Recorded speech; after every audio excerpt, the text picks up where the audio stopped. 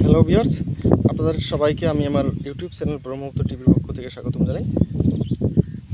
আজকে আপনাদের মাঝে ফিরে আসলাম আরও একটা নতুন ভিডিও নিয়ে। আজকে যে ভিডিওটি করছি সেটার উদ্দেশ্য হচ্ছে ধানের ব্লাস্ট রোগ। ধানের আমাদের সাথে যারা পরিচিত আছেন তারা জানেন যে ধানের একটি পরিচিত রোগ যেটা হচ্ছে ব্লাস্ট। ব্লাস্ট হলে কি হয়, এই দেখতে পাচ্ছেন আপনাদের সবাইকে দেখাচ্ছি, দেখতেই পাচ্ছেন এই ধানের পাতা সেখানে লাল লাল লাল লাল এমন হয়, মানে যেটা মোগা বলেন, মাটি মাটি রঙের বলেন, এই লাল লাল বলেন, এমন একটা দাগ দেখা যায়, ছোটোখাটো দাগ দেখা যায়। এটাই হচ্ছে মূলত এই ধানের ব্লাস্ট রোগ। এটা কিন্তু অনেক আগেও দেখা যায়।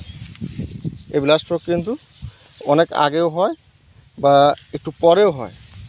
দেখুন, এই রোগে আক্রান্ত হলে ধানের যেটা ফলন যথেষ্ট কম হয় এবং ধানের যেটা দানা সেটা অপুষ্ট থেকে যায়, মানে ফলনটা অনেকই কমে যাবে। আর এই বেমার রোগটা যেমন আপনার লাল জাতের যেটা ধান সেখানে কিন্তু একটু বেশি দেখা যায় তুলনামূলকভাবে। দেখতে পাচ্ছেন আশেপাশেই দেখেন এইখানকার এই ধানটার ফলনটা দেখেন, আর আপনারা এই ধানটা দেখেন। ভিডিওতে অতটুকু স্পষ্ট দেখা যায় না হয়তো, কিন্তু দেখতে পারবেন যদি বাস্তবে এসে দেখেন যে ফলনটা অনেক কম, আর ধানের মধ্যে একবার এই পাউডারের মতো কিছু একটা দেখা যায়। আর এই যে এখন দেখতে পাচ্ছেন হয়তো এই রোগে আক্রান্ত হলে কেমন হয়, ধানের যেটা পাতার মধ্যে এই যে মুগা রঙের একটা স্পট দেখা যায়। তারপরে পরবর্তী টাইমে এই যে এরকম মানে বাঁশের পাতা শুকাইলে যেমন হয় ঠিক তেমনটা হয়, বা পোড়া পোড়া রঙের মতো দেখা যায়। যাই হোক, এটা কিন্তু অনেক আগে হয়। এটা হয় ছত্রাকজনিত রোগ, আসলে এই কারণেও হয়, কিন্তু কখনো কখনো দেখা যায় যে জিঙ্কের অভাবেও হয়। বিভিন্ন ক্ষেত্রে আপনারা বড় ধান বলেন, ইরি ধান বলেন, এই ধানের ক্ষেত্রে আপনারা কিন্তু মানে এমনভাবে সার প্রয়োগ করবেন যাতে জিঙ্কের ঘাটতি না হয়, জিঙ্কের যাতে অভাব না হয়। তো এটা আসলে যেমন ধান রোপণ করার 15-20 দিন বা 1 মাস পরে, 2 মাস পরেও দেখা দিতে পারে, এবং কি ধান যেটা ফোলার আগ মুহূর্তেও কিন্তু এই রোগ দেখা যায়।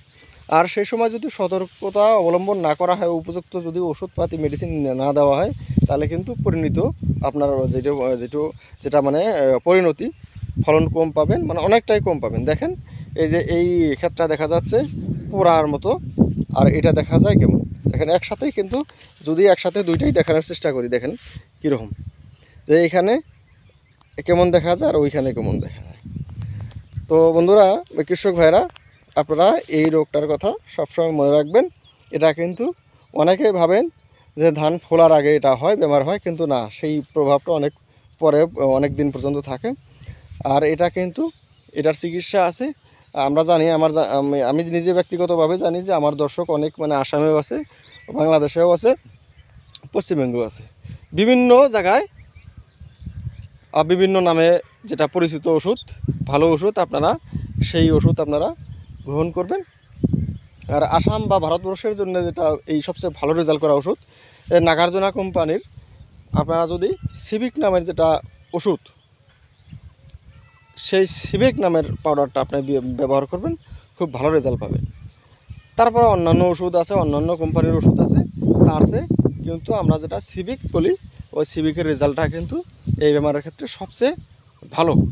আরও অন্য কোম্পানির ওষুধ আছে, আপনারা বিভিন্ন এলাকায় বিভিন্ন ওষুধ চলে, সেটা অন্য ওষুধ কাম করে না সেটা না, কাম করে। অনেক ধরনের ওষুধ আছে, ক্রিস্টাল কোম্পানির আছে, অনেক ধরনের কোম্পানির, প্রত্যেকটা ওষুধ কোম্পানি কিন্তু তার নিজস্ব মানে কম্বিনেশন দিয়ে সেটা কিন্তু এই বেমারের ওষুধ তৈরি করে, আপনারা এই করতে পারেন। কিন্তু আমি যেটা জানি সেটা এই সিভিক নামের ওষুধটি খুব ভালো কাজ করে। তো বন্ধুরা, আজকের মতো এখানেই শেষ করলাম। যারা আমার চ্যানেলটি এখনও সাবস্ক্রাইব করেননি তারা সাবস্ক্রাইব করবেন বলে আশা রাখছি। সবাইকে ধন্যবাদ।